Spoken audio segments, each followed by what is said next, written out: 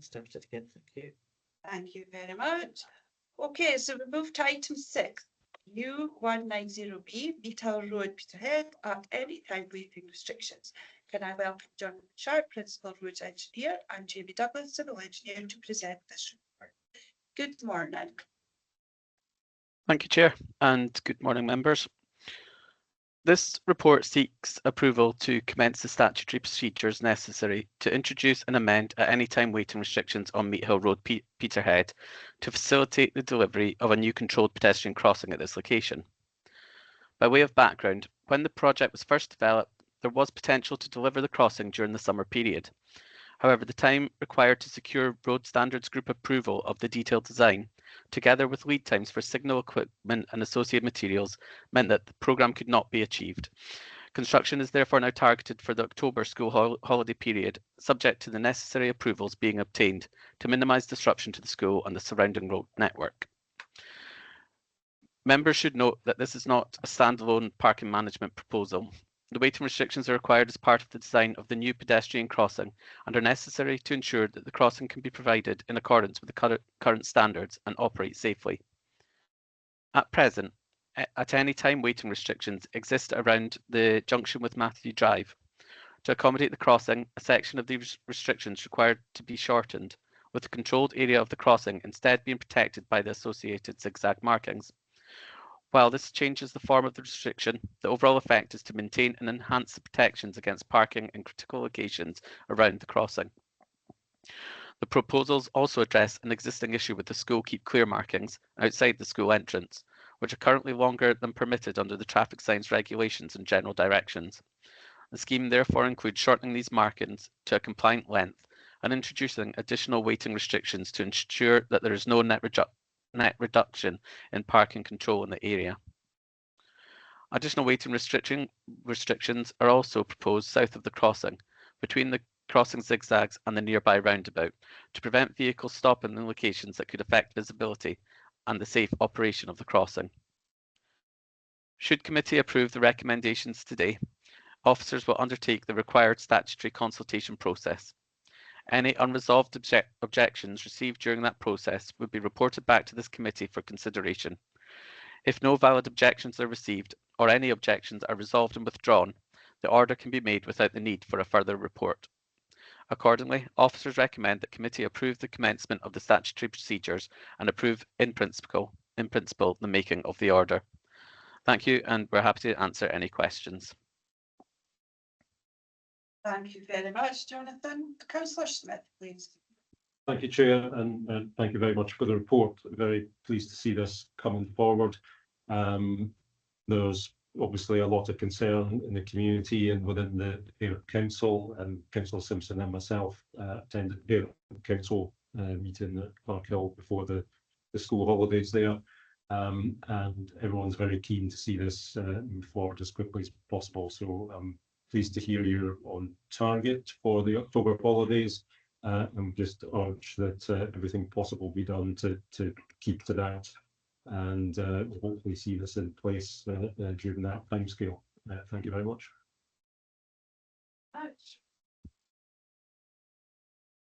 Members, any further comments?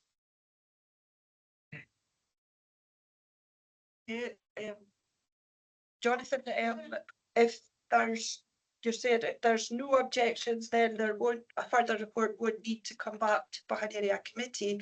But can I ask that members are kept updated on any timescale or any further developments on it, please? Yes, Chair, that's okay. Yeah. Okay, thank you very much. Okay, 1.2, the committee is recommended to 1.2.1 approve the commencement of statutory procedures for the making of the Aberdeenshire Council Meat Hill Road Peterhead Waiting Restrictions Order 2026. 1.2.2 approve in principle the subsequent making of the Aberdeenshire Council Meat Hill Road Peterhead Waiting Restrictions Order 2026, where no valid objections are received or where any received are resolved and withdrawn.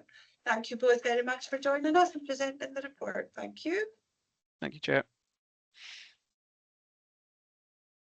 Lisa, we have everyone in for the next part. So we have Alex and Angela. Ryan is in as well, yes. Okay, thank you very much. Okay, we move to item 7, Aberdeenshire Health and Social Care Partnership Performance Report for Strategic Delivery Plan 25-26, 28-29. Can I welcome Alice Finney, Strategy Transformational Officer, Ryan McGregor, Mental Health and Learning Disability Manager, Angela McLeod, Programme Manager, to speak on this report. And just check, is Jennifer? No, Not yet. Jennifer's not in. We may be joined by Jennifer Walker, Location Manager. So good morning. Alex, are you presenting the report to us? Good morning, Chair. So Angela will start off presenting the main report and then she'll hand over to me and I'll go into the Appendix 2, which more is the local updates for the committee, if that's okay, Chair. Perfect, thank you very much. Angela, you're very welcome. Thank you very much, Chair, and good morning. So yes, and thank you for the opportunity to present this report to the Area Committee today on behalf of the Health and Social Care Partnership. As set out in the first 3 appendices included within your report, 1A to 1C, these provide information on the partnership's first quarterly performance report on our new strategic delivery plan, which has been developed following the Integration Joint Board's approval of our new 10-year strategic plan. And in addition, at Appendix 2, we have included a more local update on key issues and activities from our health and social care teams within the local area. So just for background, on 10th of December last year, the IGB approved our new strategic plan, and that sets out our new agreed visions and strategic priorities over that period. Was developed through a process of both strategic needs assessment and engagement, and recognises the many challenges for health and social care services locally and nationally in terms of increasing demand and complexity of need, demographic change, budgetary pressures, and an evolving national and local strategic environment. At the same meeting, the IGB also approved the supporting strategic delivery plan, which we have so far set out, identified as the key strategic objectives and work streams, which will be key over the next 3 years to delivering on our strategic priorities. It is a plan that will be reviewed regularly with progress, as indicated, reported quarterly to the IGB. And we do acknowledge that it's likely to evolve and new work streams may be added to the plan subject to IGB approval as new challenges or new drivers occur.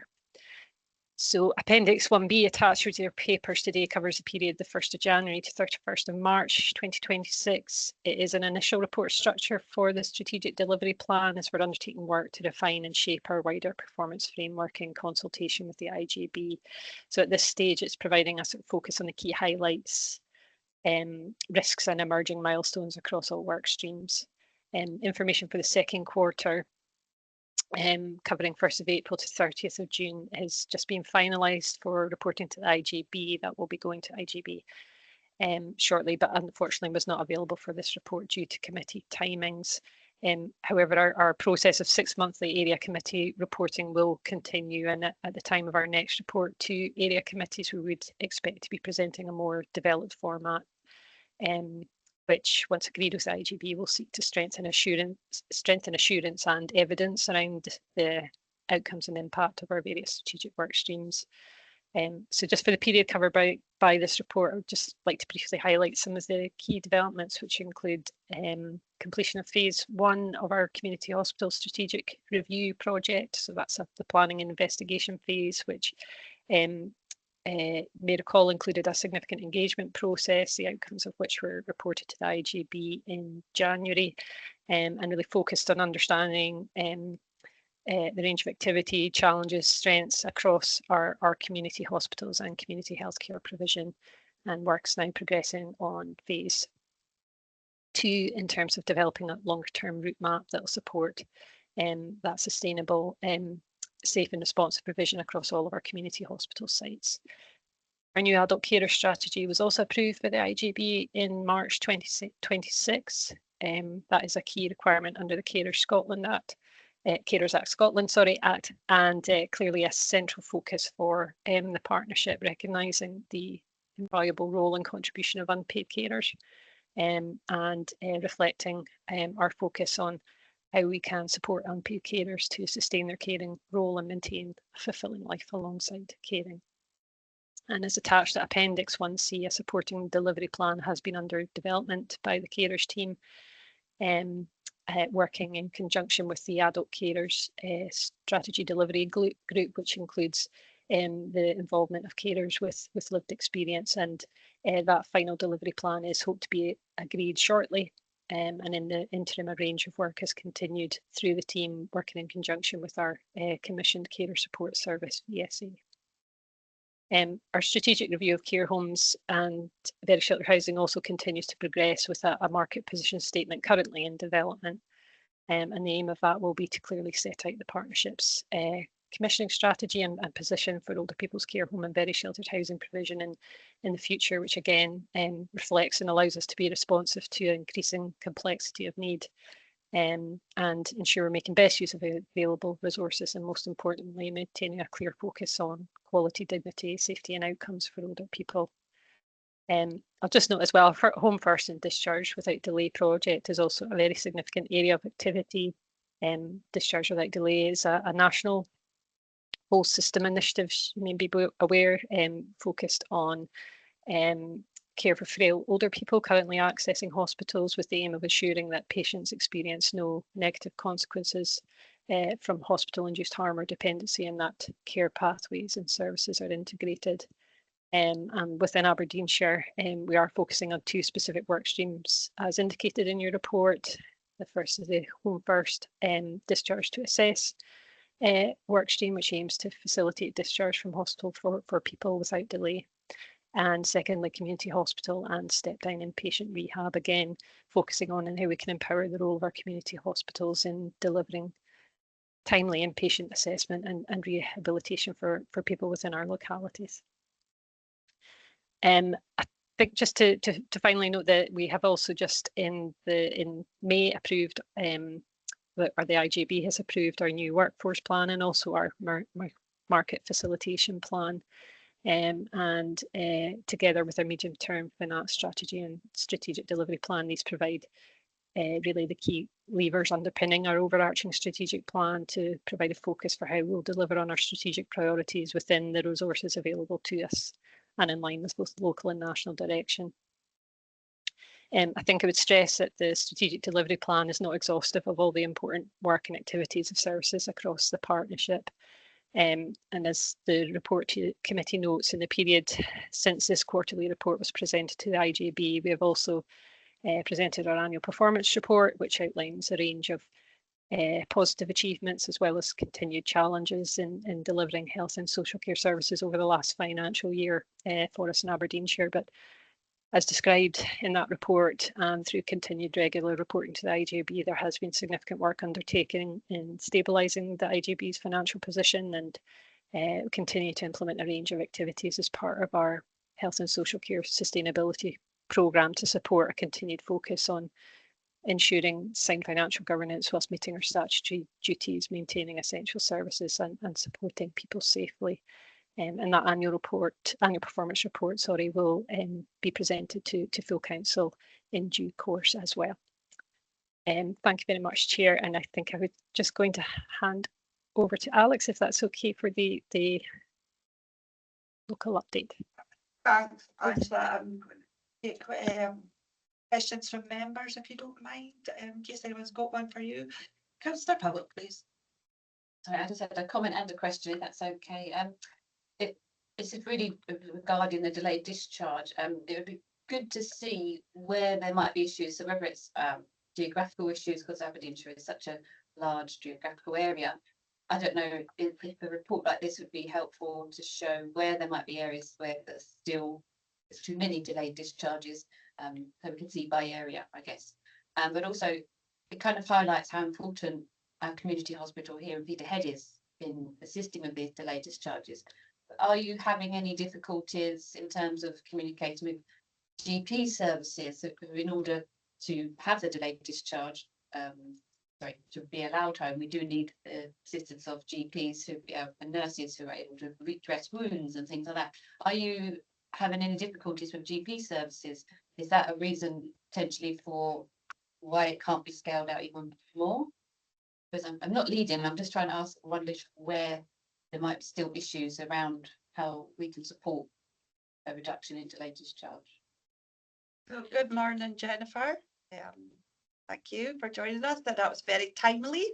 So would you like to come in? Angela and Alex, are you happy for me to address Councillor Perrin's point? Okay, so I can say that the reasons for delayed discharges are complex and multifaceted, and there is a huge amount of good quality work going on to try and understand where the pressures exist and trying to address them.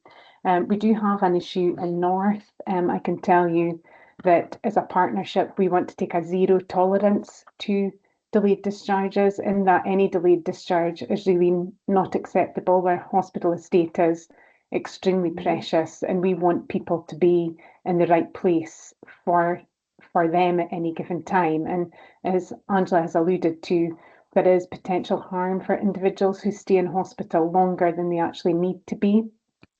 So I'm sitting on a number of different projects to try and drive this work down. I can't tell you that the figures out today show that we have managed to discharge 4 individuals from North Aberdeenshire in the last 24 hours taken were figured down, and we are constantly striving to achieve that. So generally the delays aren't around the LACO GP intervention, where delays tend to be because individuals require a form of care that isn't easily accessible, or they have some legal complexities which keep them in hospital. So I'm happy to provide further detail at another meeting if you want. I could speak all day about delayed discharges, but essentially we are doing everything we can to drive these down. We are engaging with our private sector, who hold the answer for a lot of what we are providing.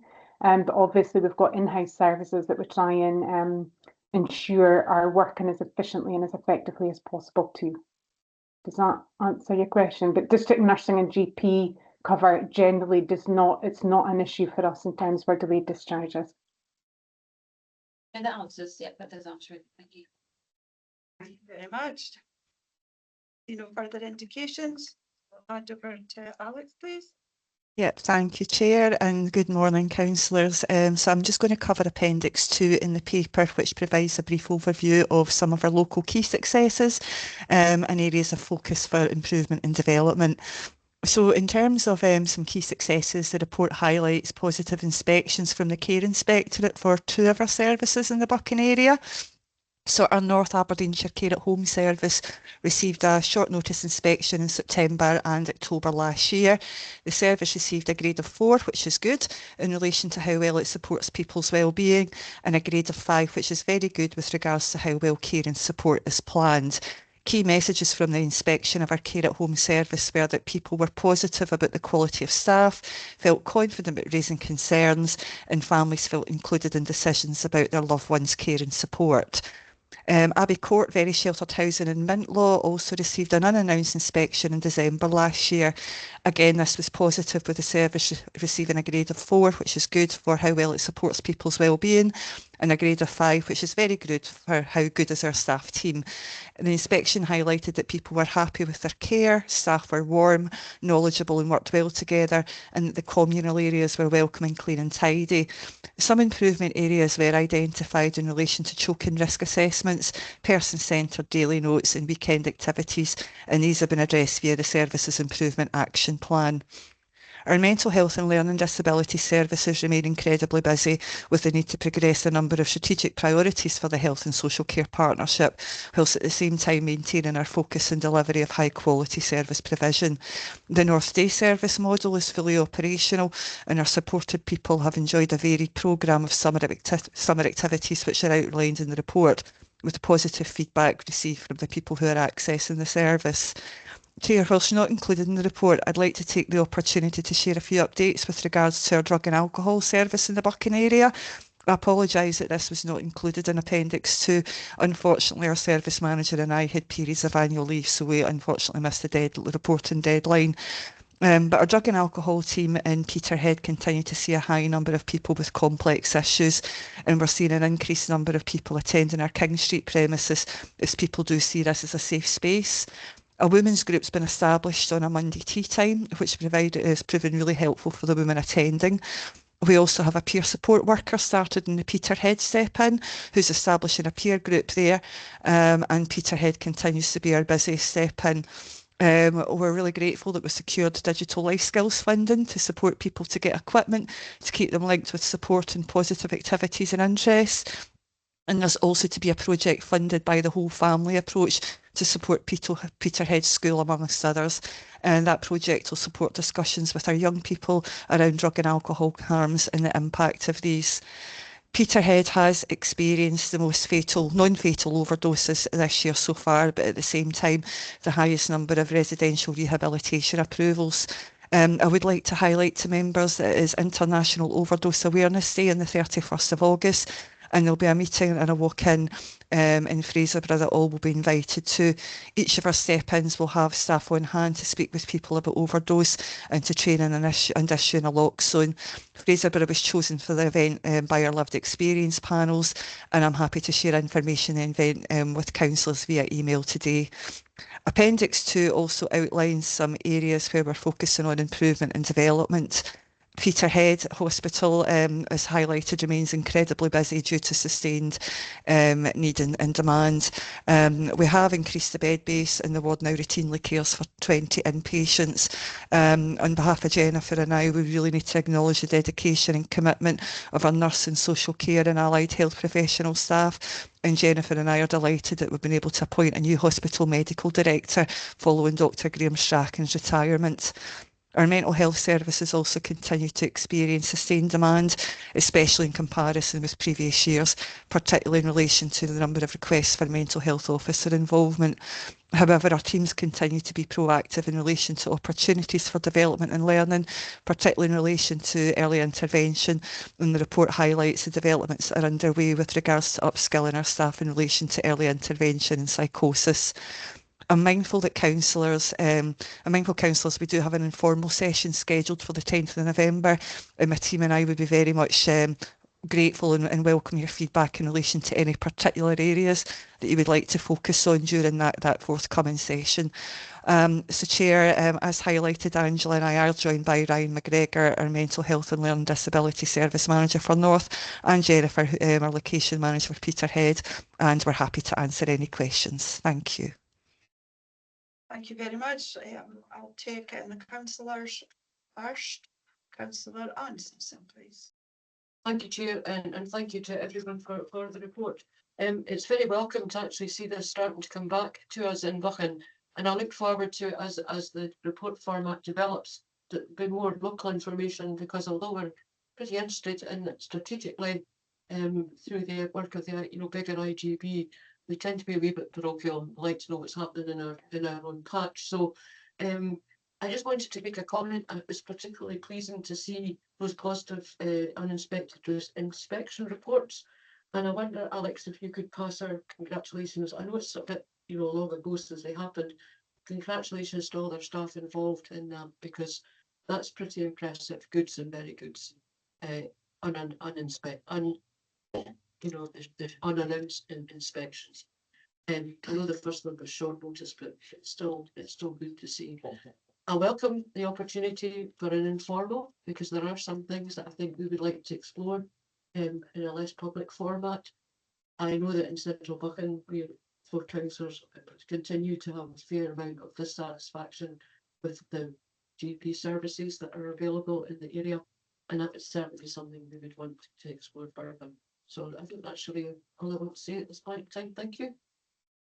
Thank you. And Councillor Simpson will ensure a letter of congratulations goes from the committee. Thank you. Councillor Crewson.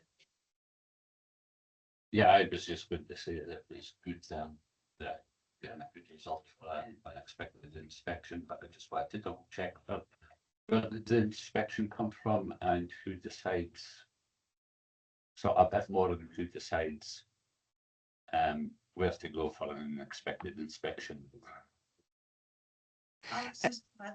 Yeah, thank you, Councillor Crewson, and through yourself, Chair. So Abbey Court, very sheltered housing, and our home care service are registered with the Care Inspectorate. The Care Inspectorate have a rolling programme of when they will inspect services. In the main, they are unannounced. However, we do tend to kind of get an overview of when we might likely receive an inspection, because they do send questionnaires out, which we would distribute to our staff, our families, our residents, to gather some of that feedback. The Care Inspectorate assess on key quality standards, and it's the independent inspectors in the Care Inspectorate that determine the grades based on the evidence that they sample. Where there are recommendations for improvement, the service then implements an improvement action plan, and the inspectors follow up to ensure that they are satisfied that those improvement activities have happened. The grades can be, the poorest grade you can get is a 1, and the best grade you could probably get is a 6. So for us, it's really positive that we tend to always operate in the upper, I guess, grading scores, you know, I think representing, you know, the quality of services that our teams are delivering. Excuse me. I was going to put my hand up earlier, but then decided for the points that Councillor Simpson was saying, I think there was some of that questions that would be better asked off table. Thanks. Okay, thank you, Councillor Crewson. Councillor Powell, please. Yeah, no, just to echo in, and Abbey Court go out their way to invite the community and have community events as well. So it's great to see that their efforts been recognised, to be honest. But I just wanted to really pin down also, mentioned it, but the GP services. So under areas for improvement and development in Buchan, I really think we do need to put our GP services over in central Buchan. This is not just obviously Peterhead, because we really have had issues, and we've continued to follow these issues of health and social care partnership have been involved. So I do think that needs to be under there somewhere, if possible.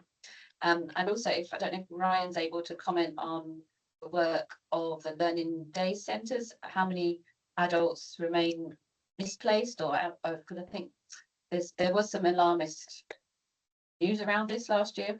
So I just wanted Ryan to really give us a state of where we are now, state of play, as it were. Thank you. Thank you. So Ryan, we'll take you in, and then Alex, you can come back as well. Morning, Ryan. Morning. Councillor Powell, and yeah, everyone, thank you. So in terms of our day services, in terms of people being displaced, we probably don't necessarily have people displaced anymore. They have sort of destinations or places that people can kind of go to. We have a number of people attending our kind of North Day services opportunities now, and we have some training and skills kind of providers within the area. You'll have seen some of the, you've had a briefing around Grampian opportunities and the challenges that we face there, and that's given us some opportunities within the kind of Peterhead area to kind of look at that, which I suppose does mean that there are some service users where we're having to work more closely with currently to look at kind of opportunities and supports available there, and we are using some of our in-house day services to kind of bridge some of that gap while we find that kind of onward journey or new kind of places. But we have been engaging with our commissioning colleagues, and it looks really positive. It feels a little bit early to be saying that, but it feels positive, and that we hopefully have some new providers that will come into the area and really support that kind of training and skills development. But in terms of our day services, we've kind of gone through that review period, and now our kind of service users are settled into kind of new opportunities or continuing to access our day services. Hopefully that answers your question, Councillor Powell. You, Alex. Yes, thank you, Chair. I think just to add to what Ryan has updated there, and it's contained within, I think it's Appendix 1B in the papers before you today, but the IJB have approved that we take a further report back in 2027, and that is where we have to review, I guess, the impact of the changes that have been made, and, you know, that the outcomes for individuals. So myself and Ryan's counterparts for Central and South, we're actually meeting on Monday to finalise the scope of that review and how we're going to approach it. and we'll be able to provide a further update or a briefing to members in due course. But the focus will be looking at our provision across the whole of Shire. But obviously, you know, what learning, you know, we need to look at and what the impact has been, particularly around the changes that we had to implement in North and Central Aberdeenshire. So that work is now at the scoping and planning stage. Thank you. Councillor Smith. Thanks, Chair, and thank you for the report and the updates. There was a question regarding the adult ADHD and autism service. So we're aware of the waiting list for that was suspended last year. Just to get an update on what's been done for the people that were on the list when it was suspended and those who perhaps should now have been on a list, but there's no list for them to go on. Please just come in. Whoever can answer this one. Ryan? Yeah, I'll defer to you, Ryan, if you. Yeah, no problem. Yeah, so you are right. Our autism and ADHD waiting list was suspended, and then subsequently, due to GDPR issues, we've closed our waiting list. So there is no waiting list now for neurodevelopmental kind of pathways for assessment. So we do appreciate that is a kind of gap and challenge in terms of our kind of services that we're delivering. So we are looking across Grampian and working with colleagues across Grampian, and then also looking nationally at how we can support that. As you've heard, our financial picture is really challenged, so we need to kind of balance that with what we kind of are able to kind of provide and do. Those that have been affected, it's difficult. I suppose it's about the assessment aspect to this. So those that have need assessment aren't able to attain an assessment locally, and that continues to be the picture. We are offering kind of signposting and via that our web pages and other kind of supports there, but I suppose we need to acknowledge that isn't it doesn't take away from an assessment there, but that is something that we're not able to offer at this moment in time. And we do have some reflection in terms of our ADHD, where some people may be privately assessed, and then maybe if it meets a criteria, they may be able to then access NHS treatment. And those that are in children's services, for example, that are transitioning into adult services, will be transferred over and will receive that kind of support. But there is no getting away from it. There is a gap there, and there are some individuals that will not receive that support as we currently are. Hopefully that answers your question. Yeah, thanks for that. So just a brief question on something you said there. So you mentioned signposting. So is that to other public agencies, or is it to private outfits? Is there a cost involved? And you know, how's the referral made? Presumably the partnership, you know, looks to make it as smooth as possible for the individual in terms of the signposting you mentioned. Yeah, so apologies. So when I mean signposting, that's about offering that informal kind of support. So it wouldn't be an assessment, because that can't, you know, isn't something that we would be able to offer. But it's about how people may manage or kind of cope. So there are lots of things available in terms of our kind of website and you know, information that might be available for that.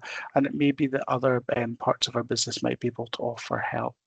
For example, our wellbeing service might be able to do some of that kind of initial kind of work and support there, but there's no signposting to another assessment, if that's what I was making reference to. That's certainly not what's happening. So it's about offering that kind of additional kind of support or other supports in lieu of that kind of assessment.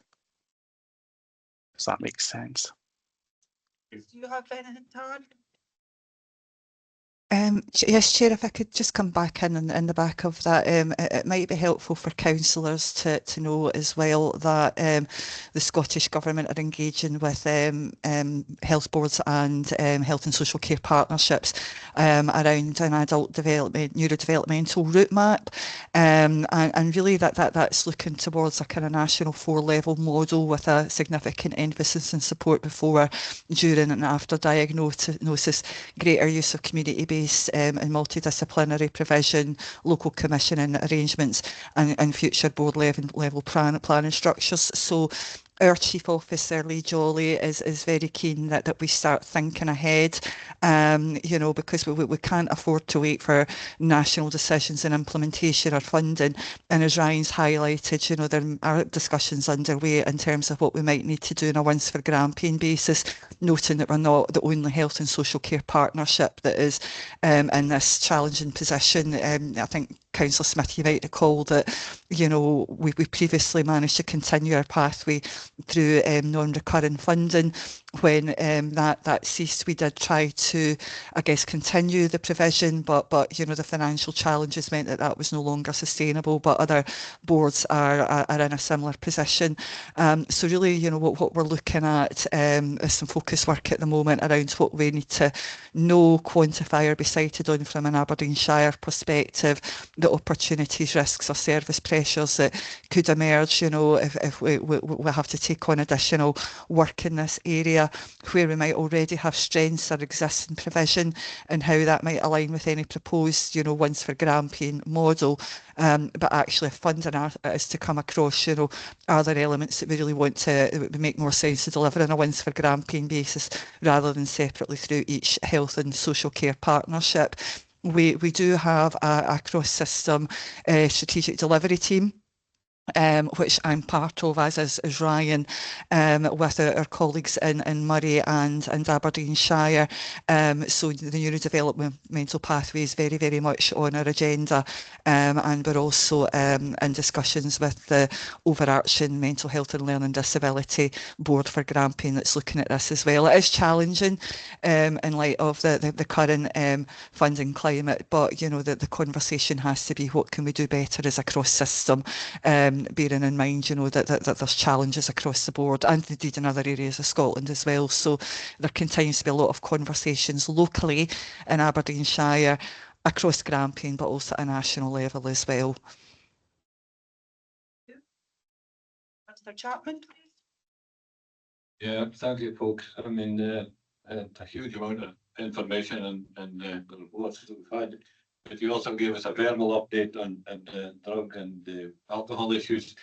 I would just like to follow up a wee bit more on that. I mean, the drugs issue, as described, it's always there, but what's your assessment at the moment in as regards the drugs issue in our northeast corner here? Is it an increasing problem? And how many folks, drug users, have you got at the moment seeking support to come off drugs? I mean, it's a general picture where you feel we are at the moment as regards drug issues in the northeast.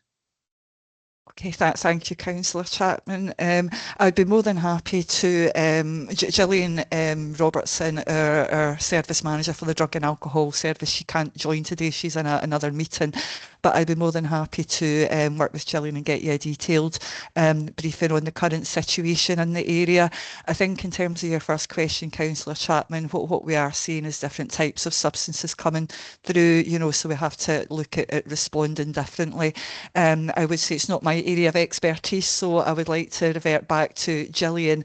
There is also some helpful data that we will be able to share with yourselves. So as I did mention, we are seeing, I guess, a higher number of non-fatal overdoses in the Peterhead area, but we could caveat that as well with the fact that, you know, we continue to get, you know, a lot of engagement, you know, via our King Street premises. That's a safe space. So, you know, there's been a lot of work done in the area around reducing stigma and making our staff available, you know, so that people can engage and we can do that early intervention, prevention and harm reduction. But if you're in agreement, Councillor Chapman, and through yourself, Chair, as well, I'd be happy to take away as an action and get a detailed briefing for you on the current situation, because I don't have all the stats and facts to hand, unfortunately, Councillor Chapman, so I wouldn't want to say the wrong thing in a public meeting, but I'm happy to get that information for you. That's absolutely fine. But I would encourage you to do exactly that. It is a huge issue. We all know that. There are new and more dangerous drugs appearing all the time, and you know, drugs overdose is a big issue for the communities involved. So that would be useful. Thank you. Thank you very much. Councillor Matheson, please. Thank you, Chair.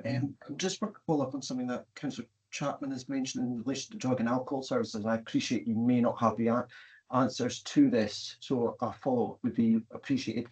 What is the current level of rollout of naloxone training in the Buchan area in terms of if we're looking to tackle drug addiction and prevention? Thank you. Thank you, Councillor Matheson. And through yourself, Chair, I don't have that exact data to hand, but I'll ensure that's incorporated in the briefing. Thank you very much.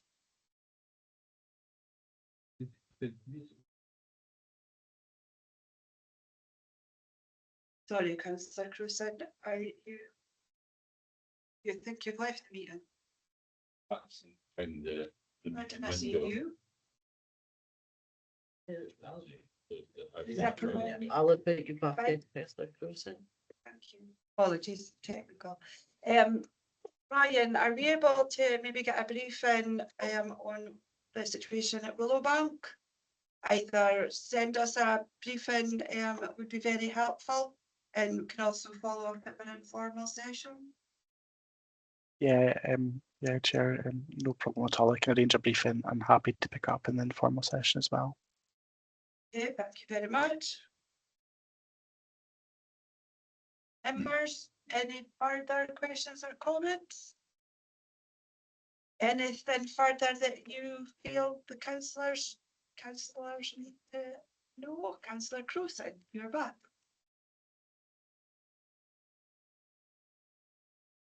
yeah, thanks. Apologies for that.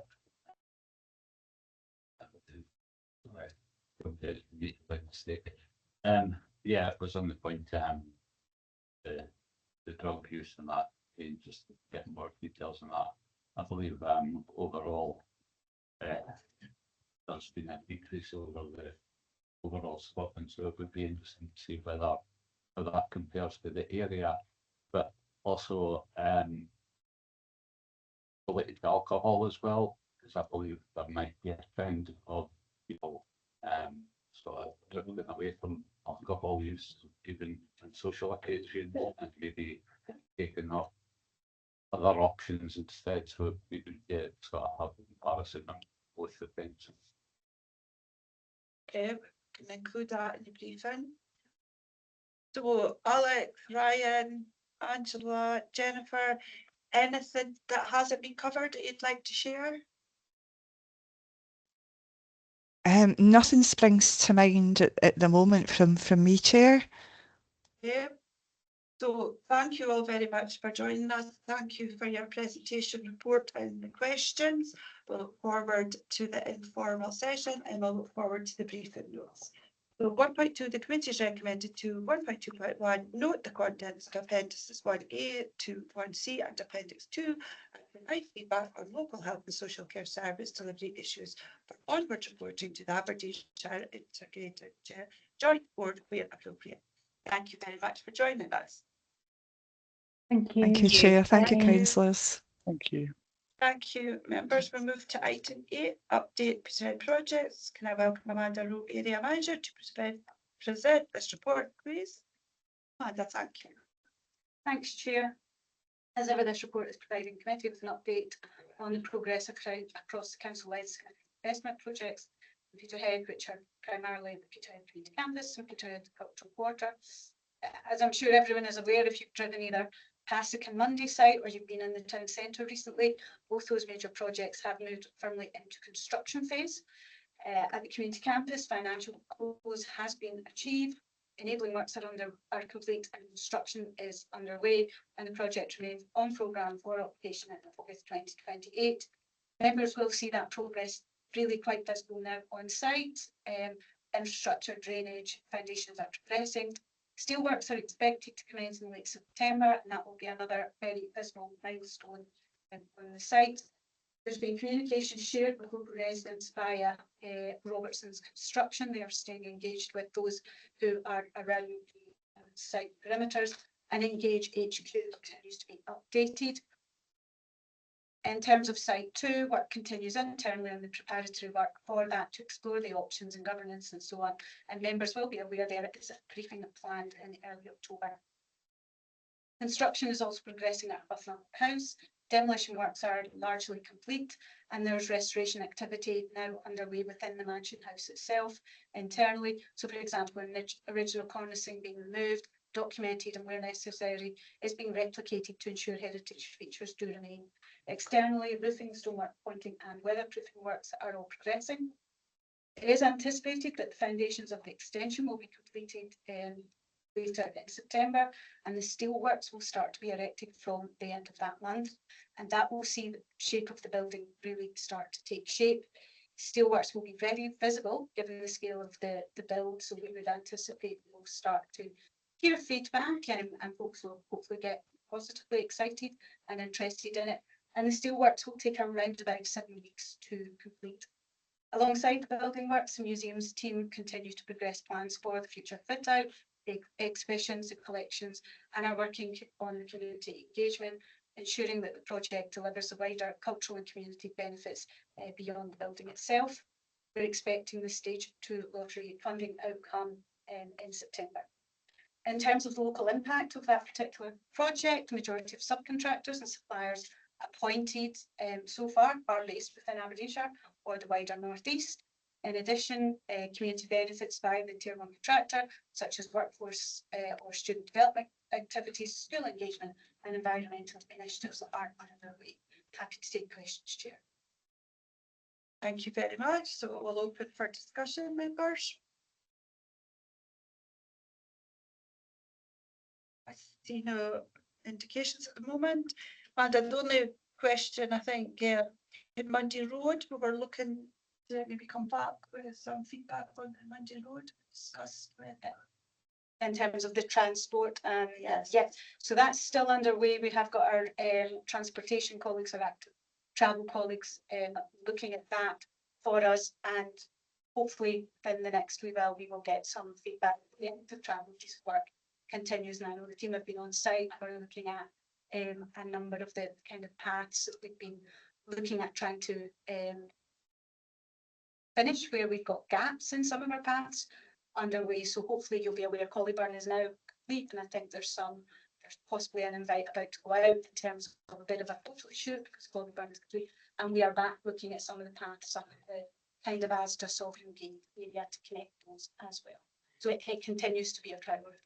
Thank you. And stakeholders meeting, do we have any feedback on the Peterhead Cultural Quarter? So that stakeholder meeting took place last Thursday, primarily providing information to those various businesses and partners around the table.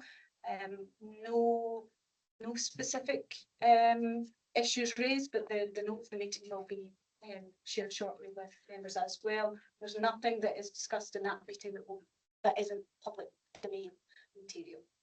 Okay, thank you. Councillor Simpson, please. Thank you, Chair. Amanda, I just wanted to query something about, you mentioned stage 2 briefly.